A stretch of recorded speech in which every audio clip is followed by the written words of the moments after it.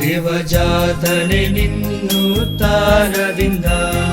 ಸಭೆಯನ್ನು ಬಿಡಿಸುವವನೇ, ನಿನ್ನ ಶಾಂತಿ ಶಿಲುಬೆಯಿಂದ ಪಾರು ಮಾಡು ಮರಣ ಹೊಂದಿದ ಮಲ್ಲನು ಕ್ರೂಜೆಯಲ್ಲಿ ಮಲಗಿ ಮೂರನೇ ದಿನದಲ್ಲಿ ಎದ್ದನು ಬಲವಂತನು, ಕೂತಿದನು ಮಹಿಮೆಯಿಂದ ಸಮಾಧಿಯಲ್ಲಿ 3 ದಿನ ವಾಸಿಸಿದ ನಂತರ ಭಾರವು ದೂರವಾಯಿತು, ನಾಶವಿಲ್ಲದೆದ್ದನು.